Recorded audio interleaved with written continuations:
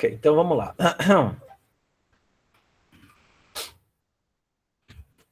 A gente vai ver 6 estruturas de dados, tá certo? A primeira delas vocês já conhecem, que seria o vector, que é um vetor contínuo na memória, um array dinâmico contínuo na memória. A segunda vocês também já viram, que seria o list, que é uma lista ligada. E as outras 4, elas são muito parecidas, que seria o map, o set, o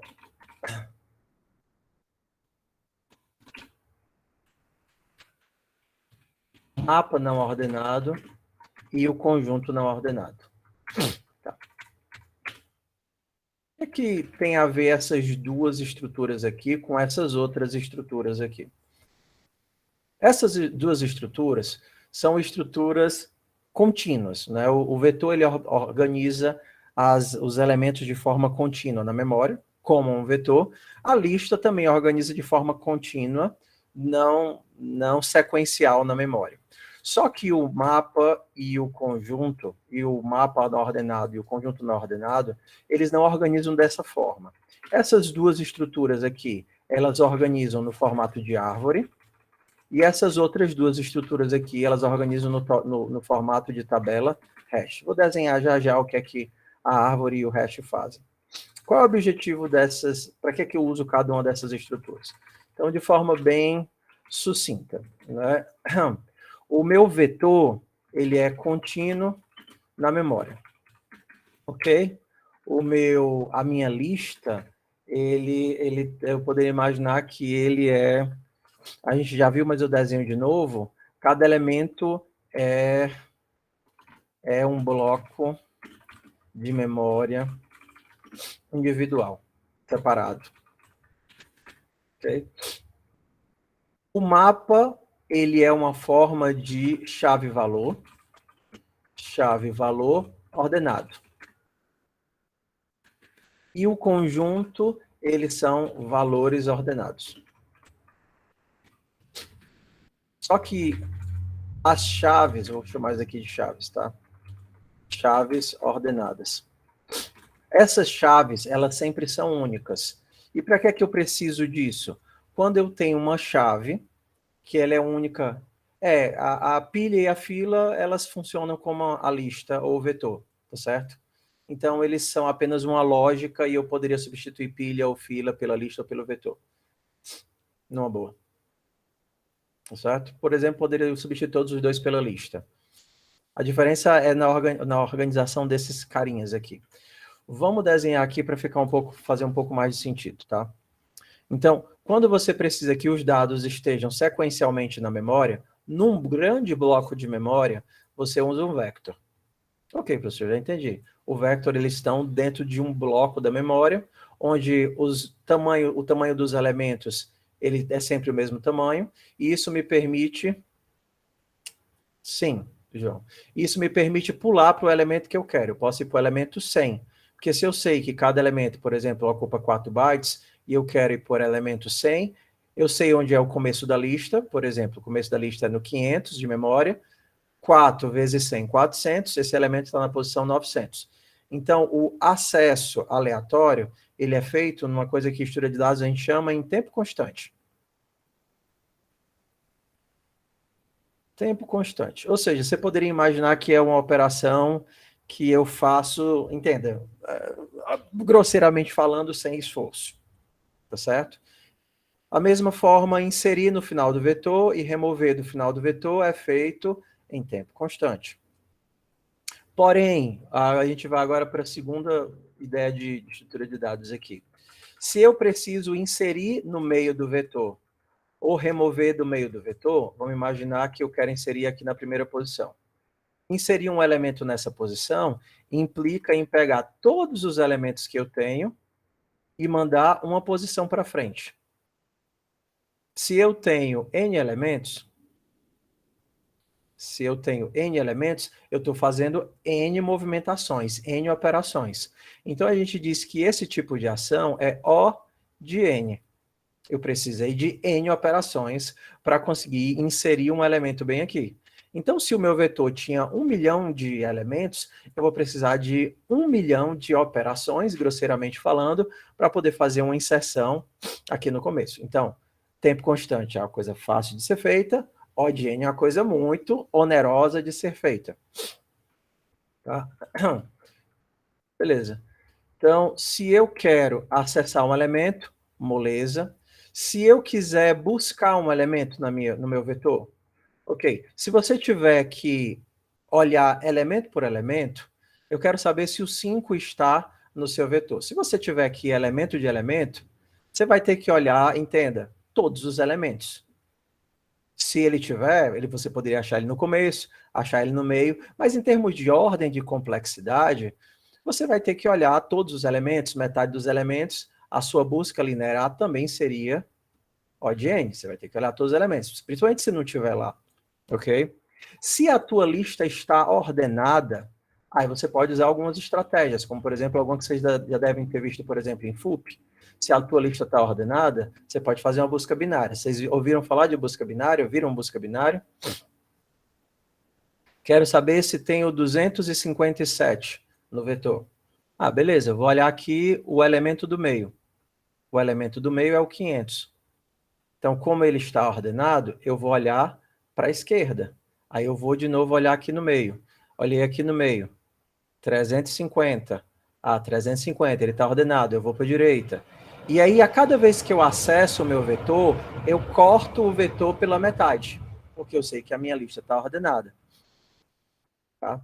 Então, esse tipo de operação, que sempre corta pela metade, é uma operação logarítmica, porque você está sempre dividindo por 2.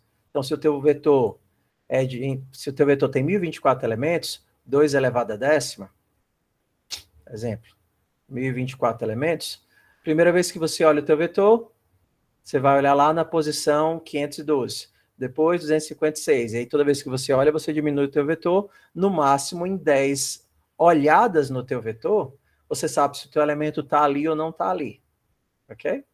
Então, ao invés de você ter que fazer, como na busca sequencial, um O de N, você faria um algarismo O de log de N. Log de N é bem melhor do que O de N. Ao invés de você ter que olhar 1024 elementos, você tem que olhar só 10 elementos. Tudo bem? Estamos todo mundo feliz até agora?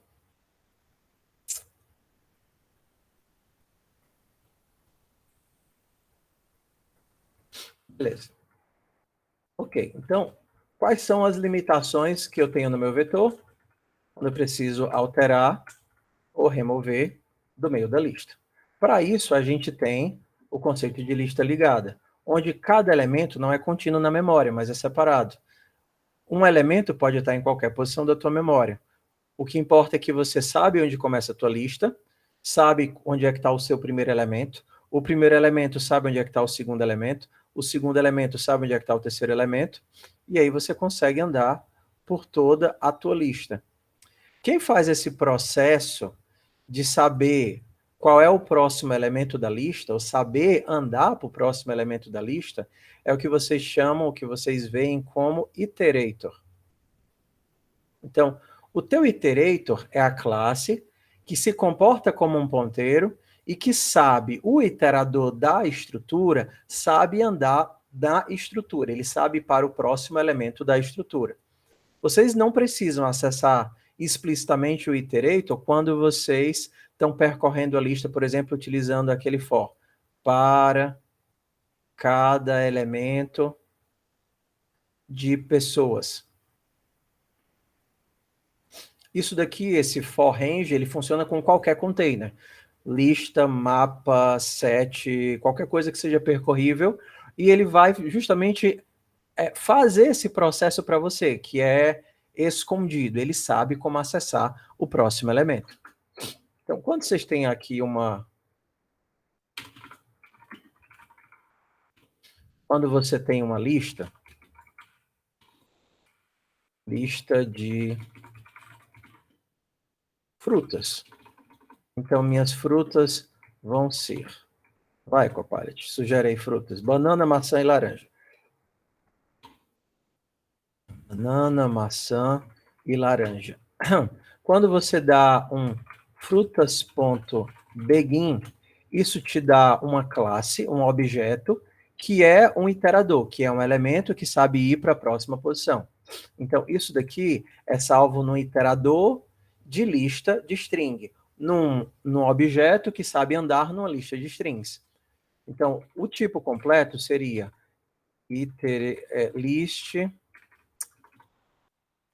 string, dois pontos, iterator. Então, esse cara, um iterador, né, um andador em listas de strings, ele está recebendo a primeira posição e você pode fazer ele continuar andando enquanto não chegar no final. O final não tem um elemento válido. Então, você poderia dizer que enquanto it for diferente de frutas.end, eu mostro quem está sendo apontado pelo iterador. Por isso que eu coloco o asterisco. Exato, que o papel dele é esse, ele sabe caminhar dentro da estrutura. Alguns iteradores são bidirecionais, como por exemplo esse, eu posso tanto ir para frente quanto para trás, outros são unidirecionais. Mas nesse caso aqui da lista e do vector, ele sabe tanto ir para frente quanto ir para trás. Ele entende o que é o mais mais e ele entende o que é o menos menos. Alguns iteradores, como por exemplo o vector, são iteradores que permitem saltos, porque faz sentido no vector. Eu posso dar um mais 5, ele vai saber andar, pular 5 posições. Mas a lista ele não entende o que é o mais 5, ele só sabe um para frente e um para trás, porque é o que a minha estrutura me permite, ir um elemento para frente ou ir um elemento para trás. Então, isso daqui, escondidamente, quando você faz isso daqui, esse for, para cada fruta em frutas, ele está percorrendo a tua estrutura de dados. Depende do para quê. Se o seu objetivo é inserir no meio e remover do meio, a lista é feita para isso. Se o seu objetivo é andar o mais rápido possível, por exemplo, né, se o seu objetivo é só percorrer e percorrer o mais rápido possível, o vector ele é melhor por causa da forma como o processador pensa. O processador ele trabalha em blocos de memória. Então é muito melhor para o processador eu copiar um bloco de memória para dentro da memória do processador e percorrer esse bloco do que ter que fazer esses passinhos. Não existe busca binária em lista, porque a busca binária eu preciso fazer saltos em porções da estrutura.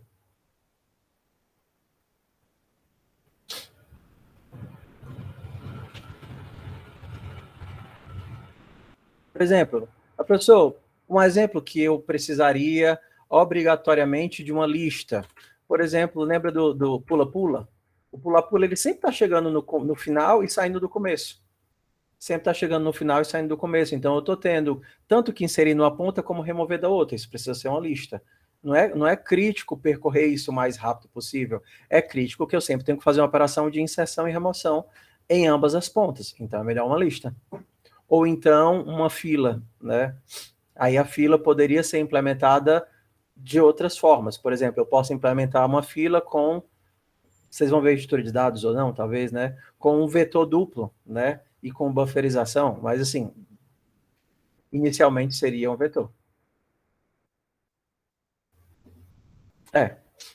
Você faz o... Mas no pula-pula você insere numa ponta e remove da outra. Então você teria que remover do começo do pop front, né? O delete não era o ideal. Por que está dando erro aqui? Tá. Ok. Vamos lá. Vamos agora entender a limitação dessa situação aqui, ok? Lembram do caso das cadeiras? No jogo do cinema, a gente precisou fazer uma adaptação porque eu precisava ter todas as listas das cadeiras, e as cadeiras eram meio que como se fosse uma chave, certo? Então, eu precisava saber se tinha alguém numa cadeira ou se não tinha ninguém numa cadeira. A chave era a cadeira, e o que eu ia colocar na cadeira era uma pessoa.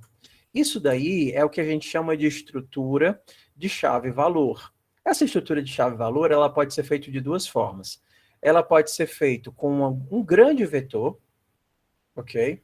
Um grande vetor que vai guardar esses elementos. Esse vetor a gente chama de hash, ou de hash table, na verdade. O que o hash table faz? Ele faz o tempo todo em praticamente tudo que você usa. Por exemplo, quando chega um pacote na sua placa de rede, ele precisa saber para onde esse pacote vai. Então ele pega algumas informações desse pacote, tudo bem, é isso que ele faz.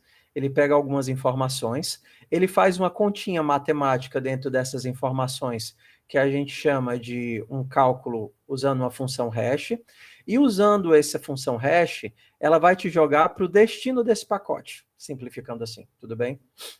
Então, essa forma de fazer a conta é muito mais rápido, é muito mais prático do que, por exemplo, fazer uma busca binária. Porque a busca binária obriga que os elementos estejam ordenados, e o hash não obriga que os meus elementos estejam ordenados. Na busca binária, eu vou ter um log de n. No hash, eu consigo fazer isso em tempo constante. Então, se o seu objetivo é só pegar uma entidade, ok? Se o objetivo é pegar uma entidade e saber se ela está ou não está dentro de uma estrutura, a melhor estrutura de dados é uma tabela hash. Então, ela vai fazer uma continha matemática com essa tua entidade, e dada a conta matemática, ela consegue te achar a posição que esse elemento está ou não está nessa estrutura. Não vou muito além disso, tá certo? Não, o hash tem nada a ver com árvore. O hash é um vetor. Vamos fazer... vou fazer bem simples. Tá, vou fazer bem simples, tá? Imagina que você tem uma tabela de 0 a 99, ok? Bem simples, tá? Vamos simplificar aqui a nossa vida. Uma tabela de 99 posições, ok? E aí você quer guardar nessa tabela o elemento 187. Como é que você poderia fazer? Qual seria um bom lugar para ir o 187?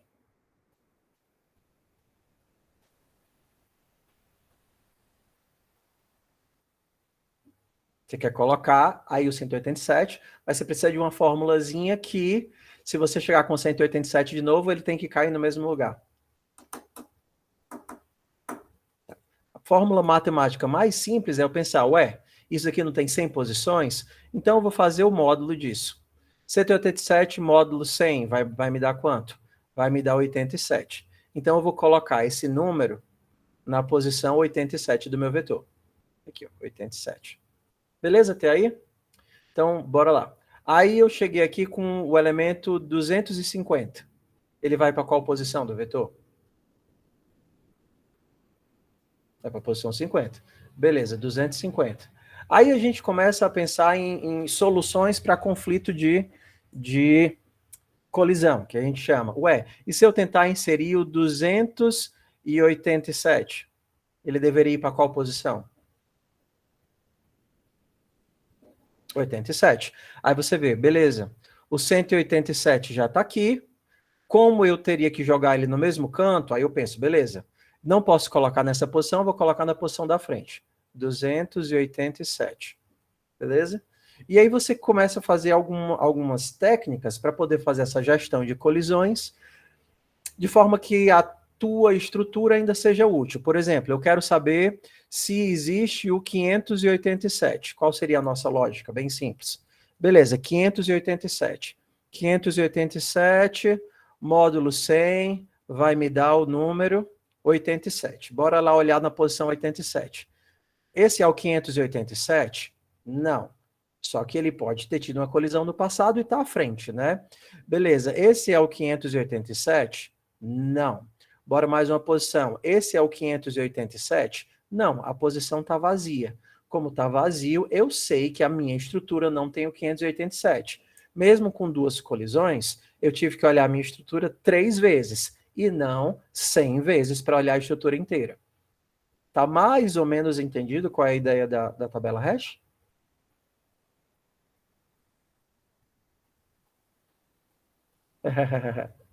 Então a brincadeira é assim: você tem uma estrutura que tem uma chave, não é você que faz a conta. Quem faz a conta é a própria estrutura. Então você consegue, ele vai fazer o cálculo e vai cair numa determinada posição e ele vai olhando em seguida até achar um elemento vazio ou até achar o elemento que ele procura. Simplificadamente é assim, Benny. Ok? Então, professor, quer dizer que a tabela hash, ela resolve, ela é a estrutura de dados mais utilizada. Sim, é a estrutura de dados mais utilizada. É a mesma coisa em dicionários.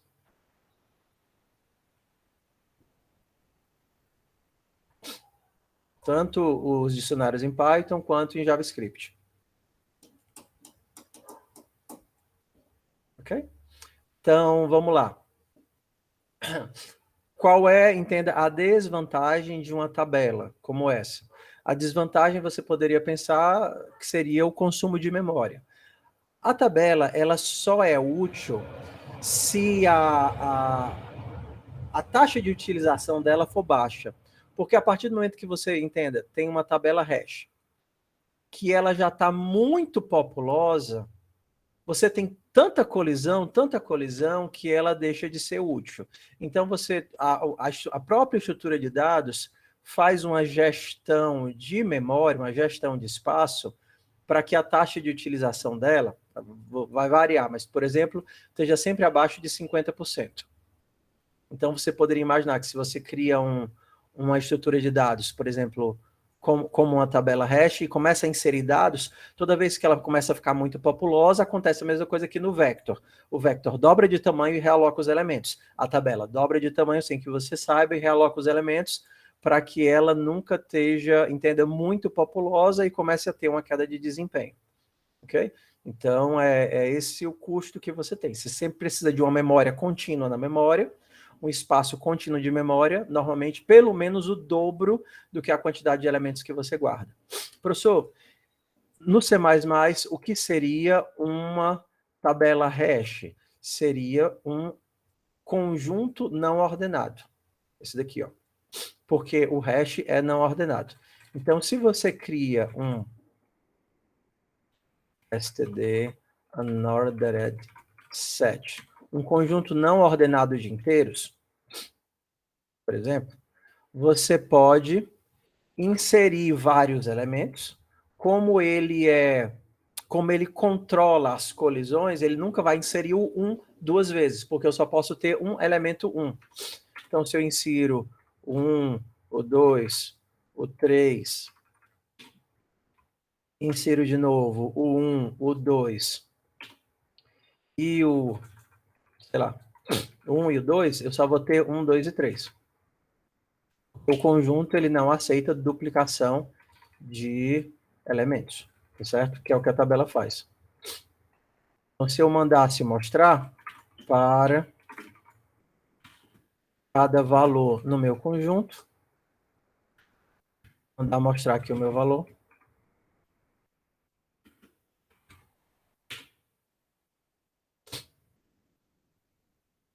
eu teria o 7, o 3, o 2 e o 1. Você vê que o 1 não é duplicado, o 1 só aparece uma vez, porque é isso que a tabela faz, né? É isso que a estrutura faz. Ela não permite a duplicação. Ela tanto consegue encontrar o meu elemento, eu posso perguntar para ele, ei, por acaso, você possui, né? Você possui o 1, certo? Eu vou mandar perguntar para ele, ei, acha o 1 para mim? E ele faz essa busca me retornando um iterador. Aí eu consigo saber se o elemento existe ou não existe. Se o meu elemento é diferente se o meu iterador é diferente do fim, não, ele não gera. O objetivo dela não é esse. Entendeu? Se eu quero saber se o elemento já existe, eu tenho que fazer uma busca. Não, ele não ordena, ele não faz ordenação. É uma estrutura por concepção desordenada. O objetivo do hash é apenas alocar os elementos na memória, não ordenar os elementos. Por isso que no C++ ela é chamada de conjunto não ordenado, unordered set. Aí eu pergunto, ei, procura o 1 para mim. Se o resultado foi AND, né? Se ele me jogou para o final da estrutura, então eu sei que o elemento não está na linha, na lista. Se ele não me jogou para o final da estrutura, o elemento está na lista. E eu tenho já o iterador para ele. Então eu poderia dizer std_cout. Encontrei, e aí eu vou alterá-lo agora. Posso alterá-lo colocando que agora ele vai ser 5. Será?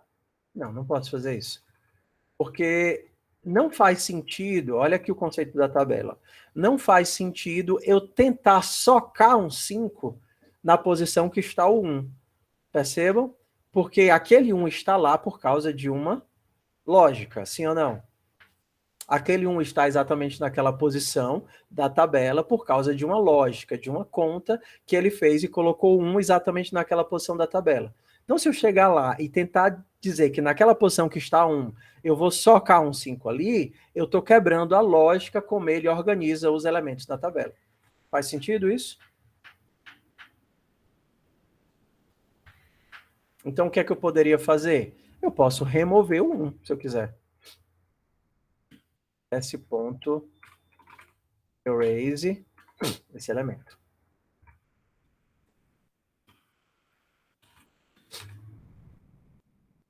Tudo bem, meu povo?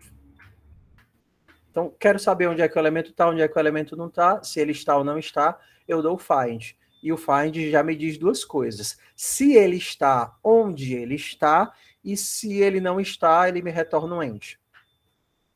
Então, isso daqui é muito melhor do que eu ter que fazer duas perguntas. Por exemplo, o elemento está, aí ele vai fazer uma busca só para me responder se o elemento está ou não está. Aí ele me diz, sim, o elemento está. Aí depois eu digo, apague o elemento. Aí ele vai ter que fazer outra busca para apagar o elemento. Vocês percebam que se eu fizesse a comunicação desse formato, eu faria duas buscas. O 1 está aí ele me retornaria, sim, apague o 1. Eu teria que percorrer a primeira vez para dizer o sim, e eu teria que percorrer a segunda vez para apagar 1. Então, eu estaria fazendo duas contas. Não, não é de 2n, porque eu não preciso percorrer a estrutura inteira. Ainda é tempo constante, só que eu estou fazendo duas vezes a busca. Fazer a busca simplesmente uma única vez e ele me retornar o iterador, e eu utilizar o iterador tanto para acessar o elemento quanto para apagar, garante que eu consegui fazer tudo com uma única operação.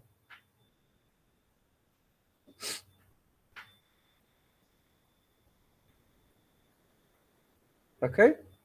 Então, tudo bem. Isso daqui é o conjunto não ordenado. Existe um outro tipo de estrutura que guarda elementos, tá certo? Isso daqui não tem...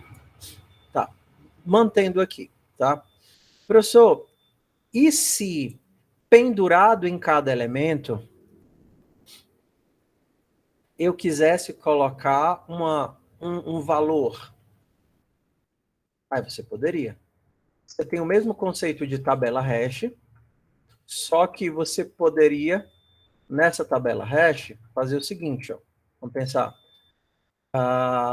Eu quero, na cadeira, vamos voltar para o exemplo do cinema, tá certo? Na cadeira 5, colocar um objeto pessoa. Um objeto pessoa, fulano, idade 17. Então, isso daqui é o que a gente chama de chave-valor. Essa daqui é a chave,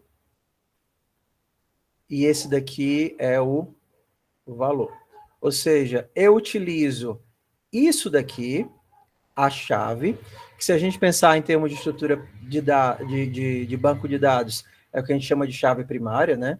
Ou seja, é um identificador sem repetição dentro do conjunto de elementos, e utilizando essa chave, eu vou conseguir guardar esse bloco de memória, essa entidade aqui. Então ele faz o quê? Ele pensa, 5, vamos colocar o 5 aqui na minha estrutura, beleza. Então esse bloco de memória vai bem para cá, para a posição 5. E aí eu consigo saber, existe alguém na posição 5? Existe. Quem? E aí ele me retorna esse valor. Quando a gente pensa na estrutura de dados, onde eu tenho a chave e um valor, a gente não pensa mais num conjunto, porque o conjunto é só a chave. A chave e o valor a gente chama de mapa. Só que no caso, como a gente está utilizando uma tabela hash, dá para fazer um dicionário colocando no map uma chave com um container. O dicionário já é um map. E ele já acessa utilizando uma chave. O dicionário, ele é um map por definição, só que é um map dinâmico. Entendeu? Pensando em Python, né? Você pode fazer uma estrutura de qualquer coisa. Você pode fazer um vetor de listas, onde cada lista tem um conjunto e cada elemento do conjunto é um mapa de string para a pessoa. Faz sentido? Talvez não. Mas você pode combinar as estruturas como você queira, como você quiser. Tá? Então, isso daqui é um unordered map. É um mapa não ordenado. Tá? Então, o que é um mapa não ordenado? Unordered map.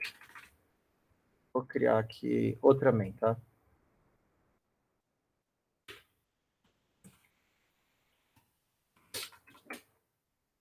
Você pode fazer unordered map. Então, vou fazer aqui de string. Não, vou fazer de inteiro para string. Cadeiras.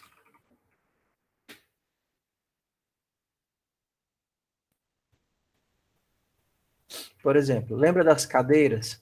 Você poderia colocar cadeiras na posição 1, Maria.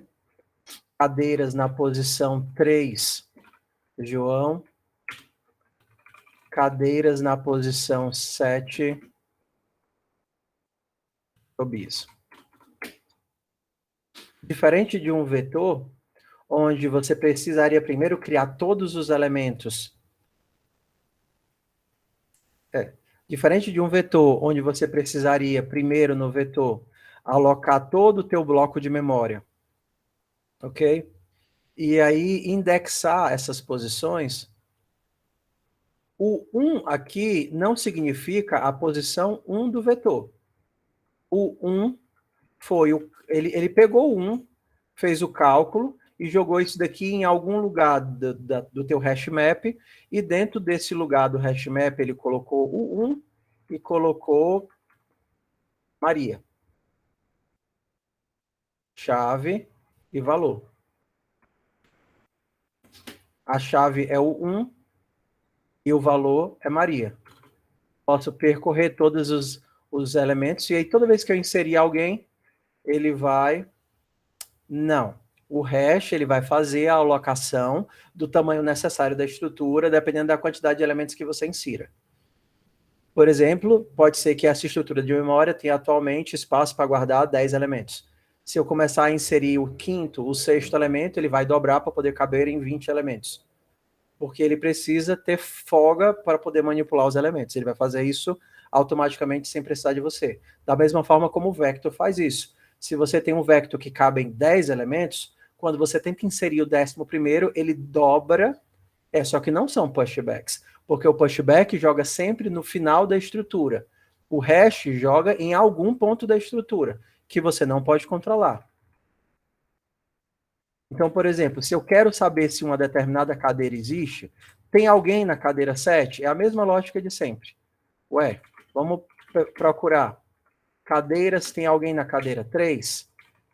Se o resultado do meu iterador for cadeiras.end, é porque não tem ninguém na cadeira 3. Só que agora tem uma diferença, né? Se não, eu tenho acesso à cadeira 3. Eu não posso mudar a chave, o 3, mas eu posso mudar quem está lá. porque quem está lá não está associado à lógica da estrutura. Então, eu posso chegar lá e dizer que, por exemplo, não era Maria que está lá? Então, eu vou lá e dizer que quem vai estar lá agora vai ser a Maria Alves.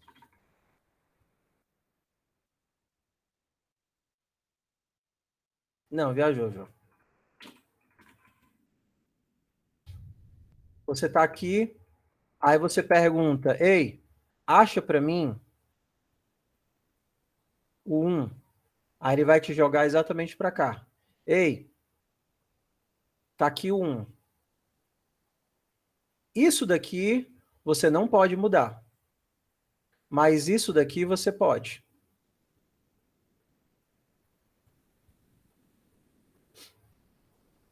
Se esse daqui é o teu iterador, o iterador ele tem dois elementos. Ele tem o first e ele tem o second. O first é a chave. O second é o valor. Você não consegue alterar o first, mas você consegue alterar o second. O iterador, ele é o iterador que aponta, que anda na estrutura. E cada elemento da estrutura é uma chave e um valor, é um par. Então, eu poderia, por exemplo, alterar o second para Maria Alves. Se eu mandasse caminhar na tua estrutura, você poderia fazer da forma mais simples de todas, seria assim, ó. Para. A tua estrutura, ela não é composta de pares, chave e valor? Você poderia fazer assim, né? Para cada par da estrutura, ó. E aí você teria um first e um second. O first é a chave, o second é o valor. Ou você poderia quebrar já os dois. Não. É que eu errei aqui o 51. A chave pode ser qualquer coisa. Eu já vou mudar o exemplo já já. Ó. Tobias, Maria Alves e Maria. Eu procurei o 3, né? O 3 era o João, e eu mudei o 3. Beleza? Então, a segunda forma de andar na tua estrutura, a primeira seria essa, né? Andando nos pares, e a segunda seria já decompondo os pares. O teu par não é uma chave e um valor? Então, você já pode quebrar em chave e valor. Então, o primeiro seria a chave, e o segundo seria o valor.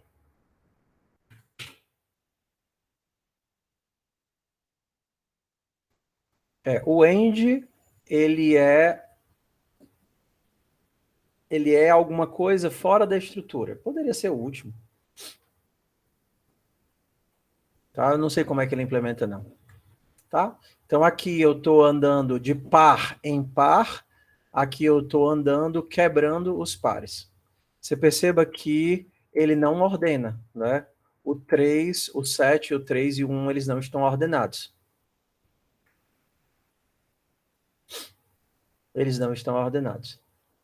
Ok, então eu consigo saber se um elemento existe ou não existe. Eu consigo inserir basta acessar. Supondo que isso daqui é um tipo de acesso destrutivo, ou seja, se ele não existia, ele vai criar, e se ele já existia, ele vai sobrescrever. Você tem outras formas de acesso, na verdade, o mapa é uma estrutura bem complexa. Você poderia, por exemplo, dar um insert. O insert, você poderia inserir, ó, vou tentar inserir um par dentro da estrutura. Um par é uma chave e um valor. E aí ele vai inserir para ti e vai tentar avisar se ele conseguiu ou não conseguiu e vai conseguindo te dizer onde foi que ele conseguiu. Certo? Então, é.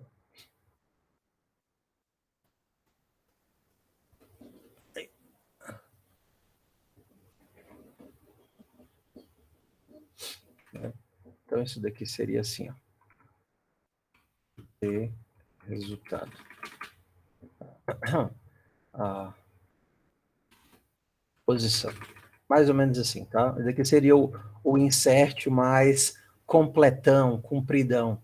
Se você não quer esse acesso destrutivo, você poderia dizer, ei, tenta inserir para mim o Pedro na posição 2, e aí ele vai te dizer se deu certo ou não, o resultado, e vai te dizer onde é que o cara está, o iterador para a posição. Entendeu? Então, esse seria o insert mais completão. Beleza, professor, sucesso, entendi aí. Mas e esse não ordenado, unordered? Tem como eu me livrar desse cara? Tem. Então, diferente do hash, você tem outra estrutura de dados que também trabalha tanto com conjunto quanto com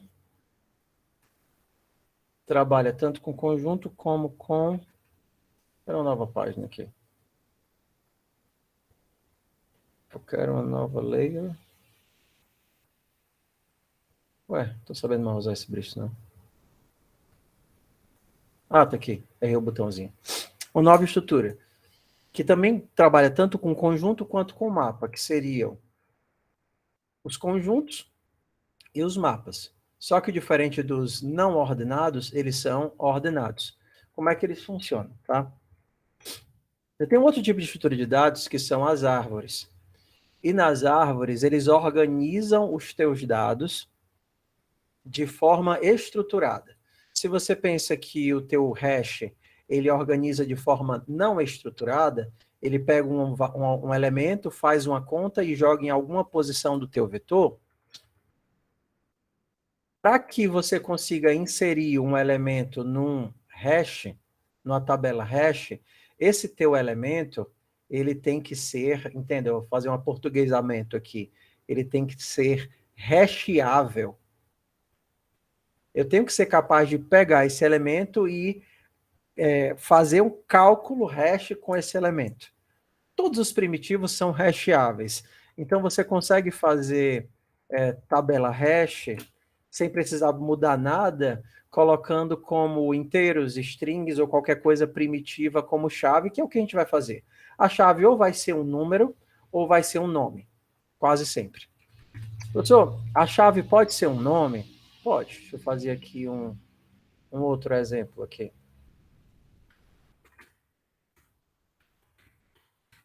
Se ao invés de pensar em números e nomes, você quisesse pegar a data de aniversário dos teus colegas, por exemplo. Vai pegar as datas de aniversário dos teus colegas. E aí você vai criar um mapa de nome para idade. Nome para idade. Então você poderia dizer idades. A chave vai ser um nome e o valor que você guarda vai ser um inteiro.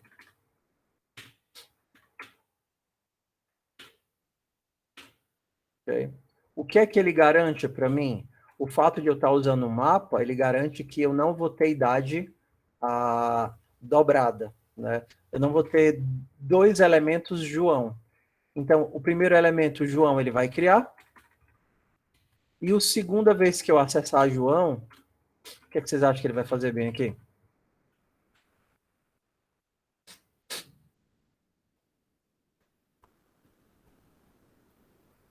Ele vai alterar. Ele vai sobrescrever. Perfeito, Augusto. Primeira vez, como não existia João, você está acessando, ele vai criar. Segunda vez, como você está acessando, ele acessa de forma destrutiva. Então, ele permite sobrescrita. O valor que era 20, agora ele está colocando lá no João o valor 50. Então, se você mandar percorrer agora todos os elementos, para cada nome, idade em idades, imprimindo nome e idade.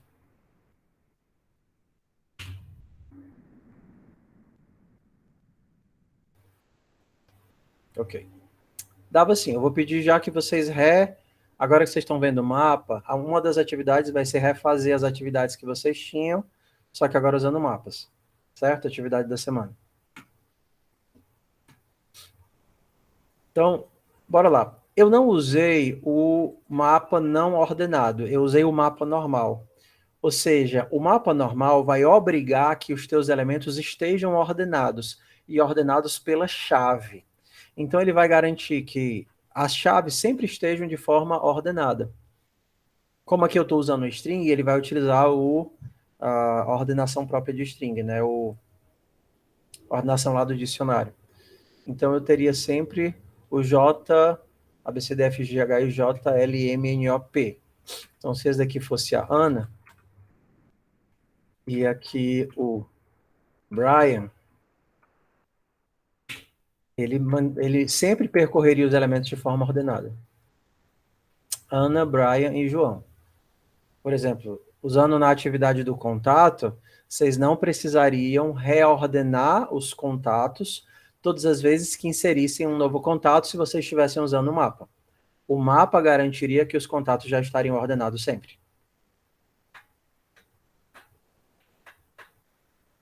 Ok? Pessoal, e como é que funciona esse lance desse mapa aí? Esse mapa funciona assim, ó. Como os elementos da tua estrutura, da tua chave, né? A gente pensa na chave. A gente não pensa no valor. O valor é só a mochilinha que a chave está carregando para onde ela vai. Então você precisa pensar na chave. O que seria uma árvore? Não é uma árvore binária, mas a gente vai pensar em termos de árvore binária, tá? Então, supondo que eu quero inserir o elemento 50. Aí ele, beleza, não tem nada, eu vou criar o elemento 50 aqui. Agora eu quero inserir o elemento número 70. Aí ele vem para cá. Qual é o primeiro elemento? 50. 70 é maior do que 50? Beleza, então eu vou criar ele aqui.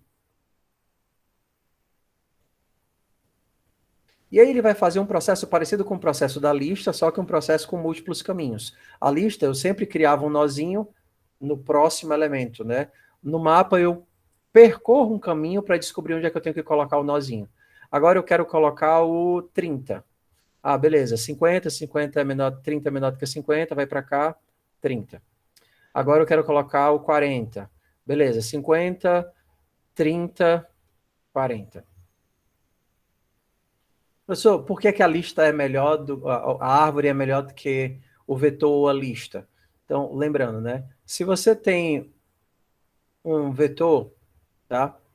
E você vai fazer uma busca dentro desse vetor e ele não está ordenado, eu vou ter que fazer uma busca em O de N. Lembra, não está ordenado, eu vou ter que percorrer todos os elementos.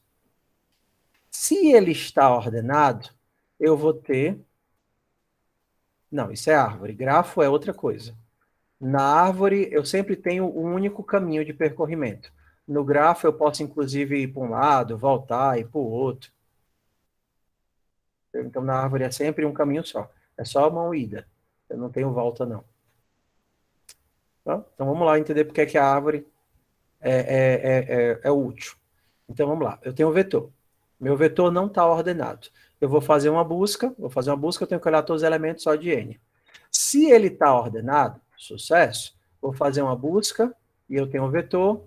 Eu posso fazer uma busca binária, log de N.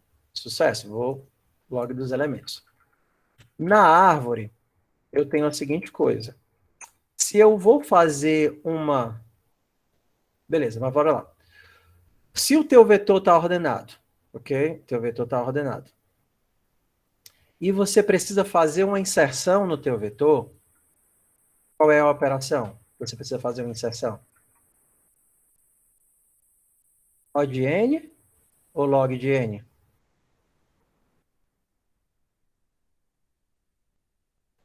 O de N. Você precisa fazer uma inserção no teu vetor, você vai ter que deslocar todo esse bloco de memória. Então a inserção no teu vetor é muito ruim. Aí você chega na árvore. Para chegar na tua árvore, se você entenda assim, vamos pensar numa árvore perfeitamente balanceada, tá? Então se você tem 1024 elementos. 1024 elementos. Vamos deixar ela bem bonitinha assim, tá certo? Como uma árvorezinha de Natal, bem bonitinha.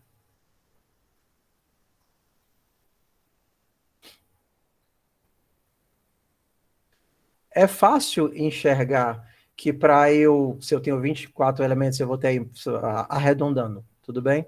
Não vou ter 10 níveis, vou ter menos do que 10 níveis se eu imaginar que eu tenho elementos nos nozinhos do meio. Mas imaginando que eu tenho, sei lá, 1024 elementos. Se todos eles estivessem aqui na ponta, eu daria 10 passos para poder chegar saber se o elemento existe ou não existe, imaginando na árvore. Né? Eu não vou ter que olhar os 1024 elementos. Eu vou ter que dar 10 passos. 10 passos também é log de n. Então, fazer a busca na árvore é log de n. Mas fazer a inserção na árvore também é log de n. Porque se eu cheguei aqui, que era o canto que o meu elemento deveria estar, e ele não está, basta eu inserir o meu elemento aqui. Eu não preciso mexer com a árvore toda. Então, tanto a busca quanto a inserção são feitas em log de n. Se eu preciso fazer muitas buscas e muitas inserções, e eu preciso manter a estrutura ordenada, então ela é a estrutura de dados que eu quero. Professor, por que é que eu não uso o hash? Ué, porque você quer manter a estrutura ordenada. Se você quer manter a estrutura ordenada, então é essa daqui. Ah, então se eu não precisar da estrutura ordenada, o melhor é o hash? O melhor é o hash.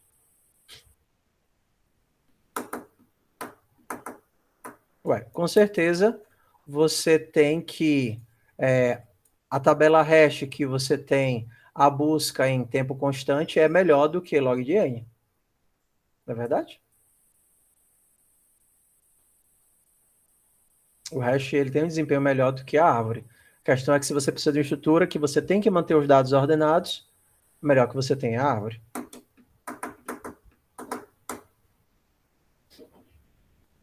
Você também tem um consumo de memória menor do que na tabela hash, porque a tabela hash você precisa ter folga. Na árvore você não precisa ter folga. Você só cria os nós que você precisa. Aí você tem que... não existe um só modelo de árvore, né? Você tem muitas variações de árvore. Árvore a mais simples, árvore binária. Aí você vai ter árvores digitais, rubro-negras, árvores balanceadas, AVL. Assim, vocês vão ver em estrutura de dados avançada, muitos tipos de árvore. E aí você tem que o teu banco de dados ele vai utilizar uma estrutura mista, ele vai ter lá uma árvore B por trás fazendo as consultas, assim, né, guardando os dados das consultas e tal, mas isso vocês têm que ver a estrutura de dados. Tá? Então, o importante é isso, é entender a utilidade de cada entidade. Beleza, ó, nesse caso aqui, eu quero manter o meu nome vai ser a chave e eu quero manter eles ordenados pelo nome. Então, o melhor elemento que eu tenho é a chave. Vou guardar as idades e vou manter eles ordenados pelo nome. O nome é a chave, então eu garanto que eu consigo encontrá-los pelo nome. Eu não vou ter dois elementos com a mesma ID. Eu chamo de nome, professor, quer dizer que não vai poder ter duas pessoas com nome igual? O nome é uma abstração, pessoal. Só para vocês entenderem como a estrutura funciona. Você poderia pensar em CPF. Então, CPF é a chave. Ok, então tá aqui, ó. Inserir os elementos. Posso verificar se um elemento existe ou não existe. Então aqui eu fiz, eu sobrescrevi o valor. Ok? Se eu quisesse fazer uma consulta, eu poderia fazer uma consulta usando o find, né? Aquilo que a gente já viu. Ei, tem o João? Se tiver o João, eu posso mostrar qual é o valor dele, né? O second. Se eu poderia, inclusive, alterá-lo.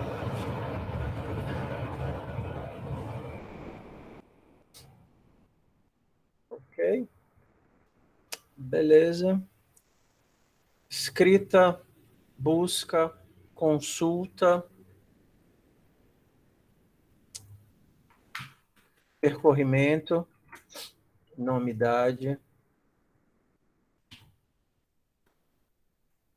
Pronto, acho que foi tudo.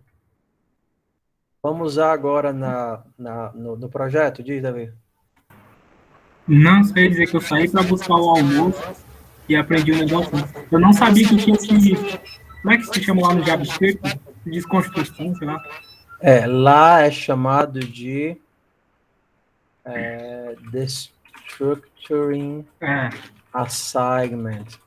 Ah, muito massa, eu não sabia disso aí que tinha no C++. Eu não sabia de muita coisa. É só C++ é chamado de Structured Binding.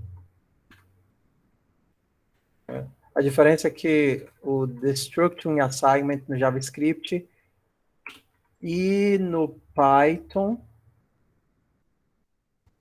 Não, no JavaScript ele é só com vetores.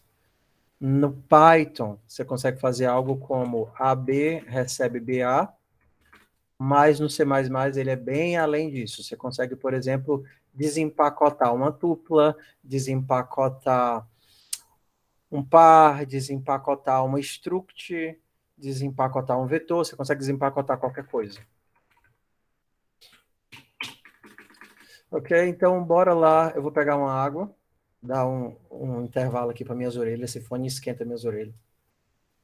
E aí, quando eu voltar, eu mostro como ficaria isso nos projetos que vocês já fizeram. Vou mostrar como é que ficaria lá na agenda, e aí vocês vão refazer a agenda utilizando o mapa. Tudo bem? Peguem lá a agenda de vocês, já deem uma olhadinha.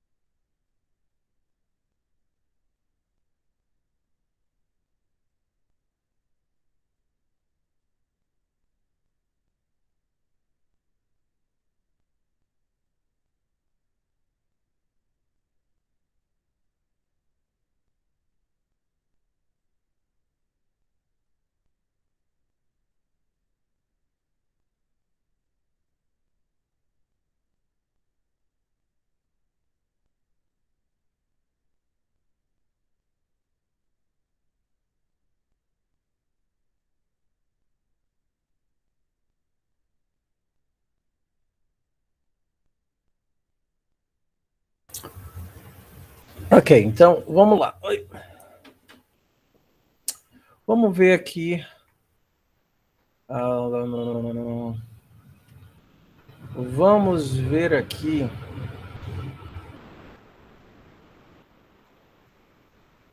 Como é que ficaria o nosso cinema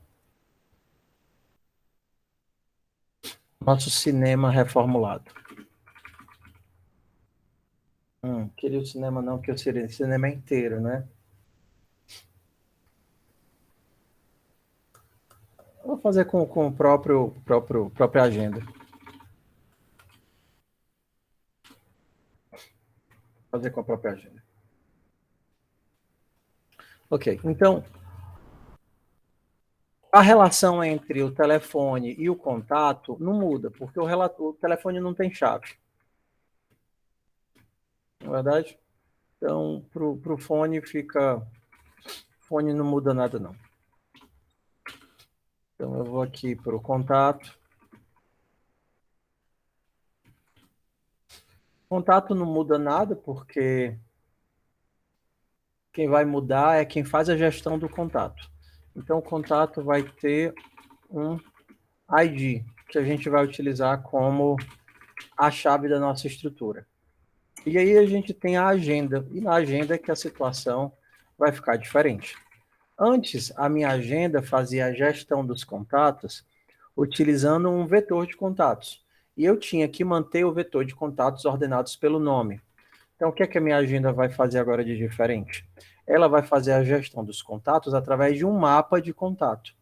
E como a priori o nome do contato é a chave dele, por quê? Porque eu escolhi ser assim. A professora quer dizer que não vai ter dois contatos com o mesmo nome?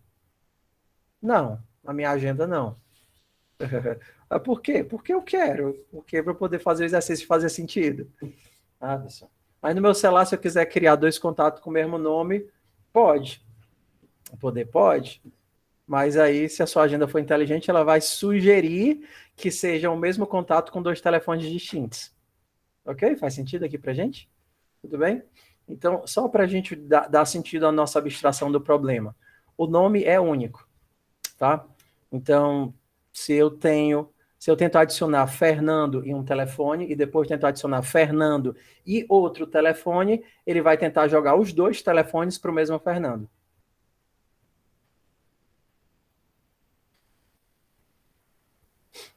Só atender aqui uma ligação, pessoal, um segundinho.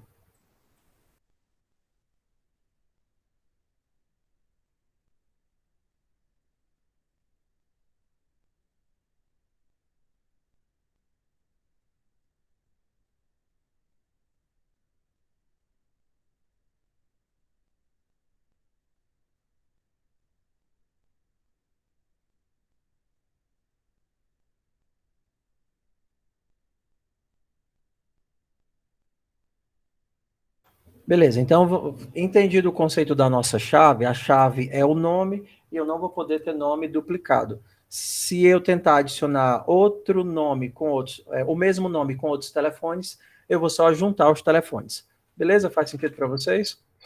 Então vamos lá. Como eu quero manter isso daqui ordenado pelo nome, eu vou utilizar um map de string contato. Contatos. Beleza. Então, a partir daqui, tudo fica fácil. Antes, quando eu queria achar um contato pelo nome, eu tinha que fazer o seguinte.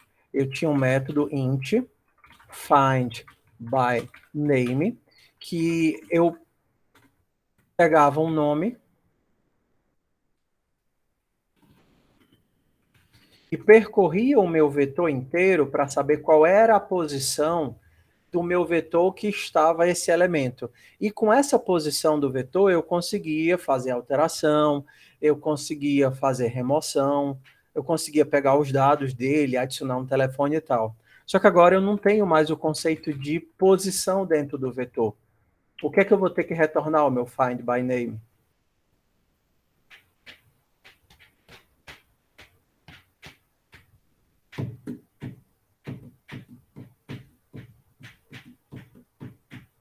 O iterator? O melhor seria o iterador, né? Se bem que, como agora eu já tenho um mapa, o meu find by name é inútil, porque o find by name é a mesma coisa de contatos.find de nome. Ou seja, eu não preciso mais desse método, porque esse método de fazer a busca é o que o mapa já faz. um método a menos, ok? Então, eu vou fazer agora a remoção. Void, ou sei lá, boolean remove. Void remove. Por ID. Eita, agora ficou fácil demais. Qual é a graça também, né? Então, quer só mandar remover? Não, tá errado. O remover, ele precisa de um iterador. Então, eu vou fazer o seguinte. Eu vou fazer a busca.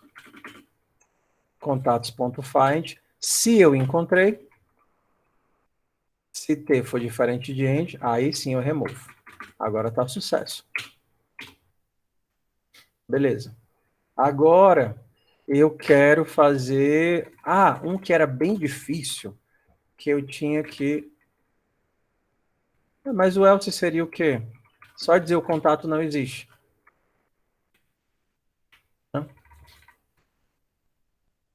Vamos agora fazer o mais difícil de todos, né? Que seria o adicionar. Beleza. O que é que o adicionar vai ter que fazer? O adicionar, ele tem alguns passos. Seria o quê? Se ele existe... Né? Eu não sei se vocês montaram o contato fora. O adicionar já era o contato ou era o nome e os telefones em separado? Eu acho que já era o contato, né? Beleza. Então, o adicionar faz o quê? Se o contato já existe, se um contato com esse nome já existe, eu adiciono todos os telefones para o contato que já existe. Beleza? Se o contato com esse nome já existe, se você não fez assim, você conserta, tá certo? Se o contato já existe, adiciona todos os novos telefones para esse contato. Se não existe, cria. Beleza. Então, bora lá. Se o contato já existe, adicione todos os novos telefones. Então, a primeira coisa que eu vou saber é se o cara existe ou não existe. Filho, você tá aí? Vou usar o ID do contato, o nome dele, para saber se ele já existe. Beleza. Se ele não existe, então eu insiro. Poderia inserir assim, ou poderia inserir usando a operação, né, destrutiva. Contatos na posição c.id recebe o próprio contato. Então, eu uso a chave, o nome do contato, como a chave da estrutura para guardar o contato. Hã? Bora lá. O contato, ele tem uma chave, que é o ID dele. Beleza? O contato tem uma chave. Eu vou usar a chave do contato como chave da estrutura que guarda o contato. A chave do contato como chave da estrutura que guarda o contato.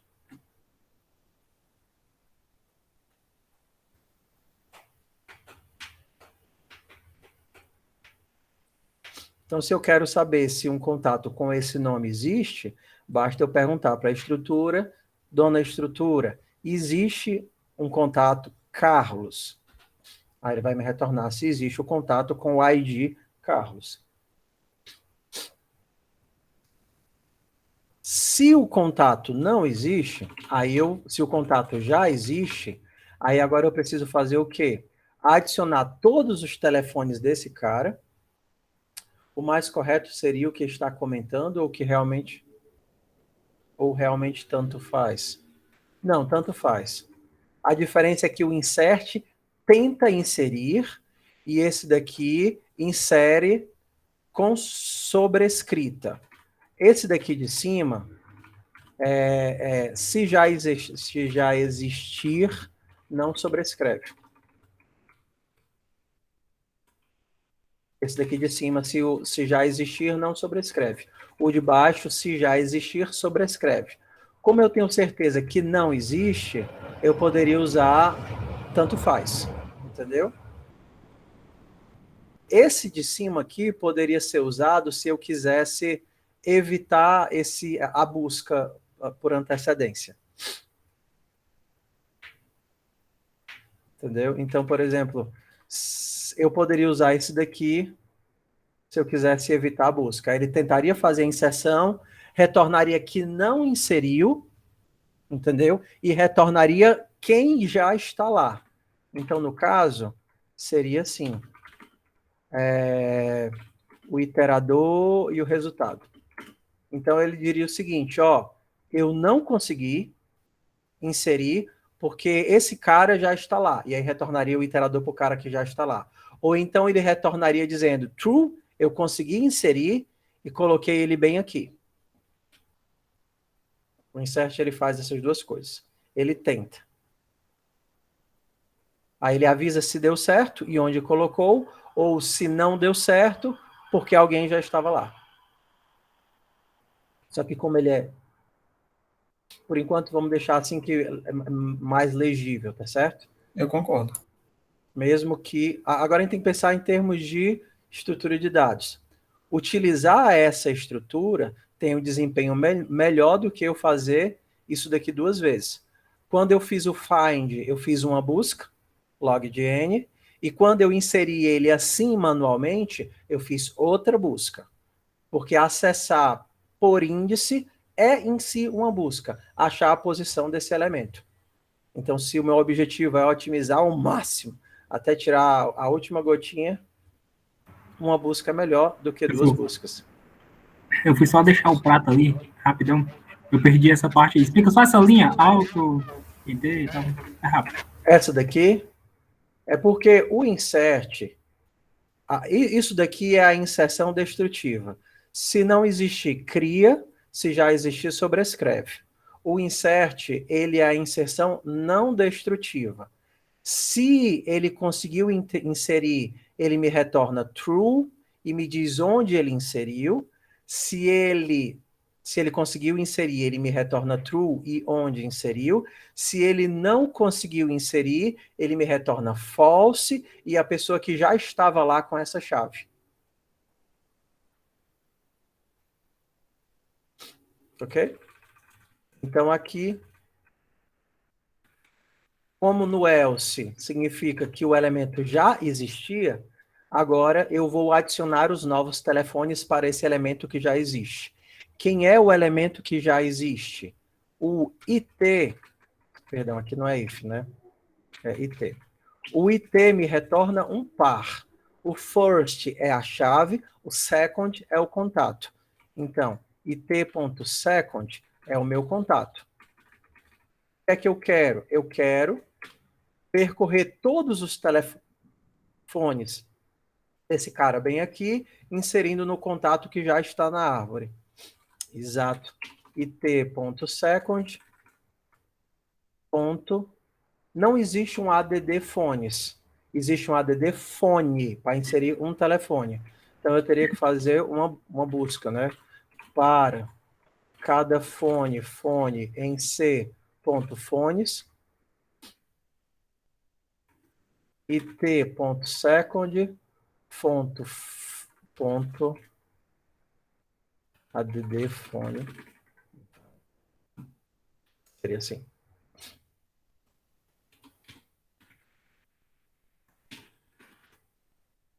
Ok? Então, para todos os telefones desse contato novo, eu vou inserir esses telefones no contato que já está dentro da estrutura.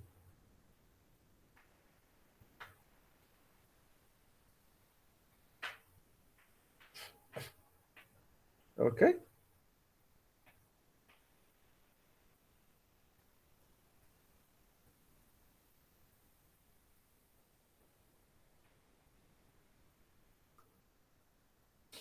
Seria o equivalente a, antes no vetor, fazer os pushbacks, né? Você acharia o contato e faria os pushbacks. Como é que funciona isso exatamente? Porque não é para cada pessoa suportar ter somente um fone? Não, Pedro. Lê a atividade do contato direitinho, que você vai ver que um contato tem um vetor de telefones, uma lista de telefones.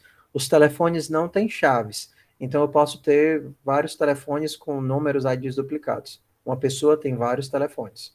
Lê a atividade com calma, tá bom? E na descrição da atividade da agenda diz o seguinte: se o contato não existe, crie. Se um contato com esse nome já existe, adicione os novos telefones ao contato existente.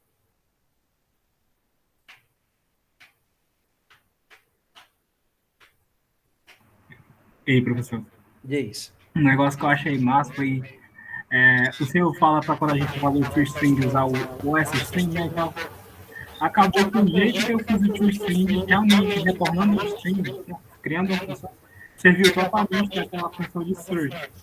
Porque no lugar de dar um find só em cada propriedade, eu dava um find no TrueString do contato, que já unia o nome, o ID e todos os atributos necessários para fazer o find. Aí deu bom. Mas na descrição, na descrição da atividade, ó, cadê você, atividade? Na descrição da atividade, tem lá dizendo o seguinte, ó, busca.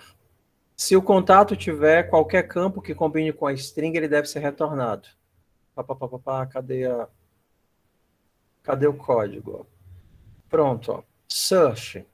Monte uma lista auxiliar procurando no toString de cada contato se ele possui a substring procurada. O shell é só aquele loop, o solver, né? O shell é só aquele loopzinho. Aquela main interativa. Tá vendo? Então, se por acaso o seu contato tivesse o OSStream ao invés de toString, né? Como é o modelo do C++, friend. Faz de conta que tu fez aí o OSStream. Como é que ficaria aqui o search? Dá para criar uma string e concatenar os atributos do contato. Né? Dá um find na string geral. Ficaria assim, ó. Search usando um pattern. Aí você vai usar o velho OSStream de guerra, né? Para cada par SSStream.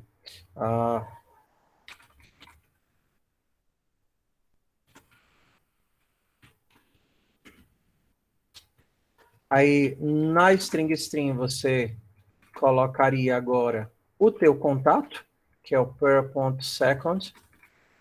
Agora você não está mais percorrendo, muda também aqui, né? Você não está mais percorrendo o vetor, você está percorrendo o mapa. E o mapa, ele não é feito de contatos, ele é feito de pares. Se você quiser, você pode desempacotar os pares logo na origem, para cada nome contato em contatos. Aí você manda o contato para o fluxo, e do fluxo você pega ss.str. Isso pega a string gerada pelo contato, né? A string que você gerou lá no OSStream. É como a forma de fazer o toString. E aí você procura nesse texto aqui, né? Alto texto, se o contato existe ou não existe, né? Se texto.find pattern diferente de string.npos, adiciona contato.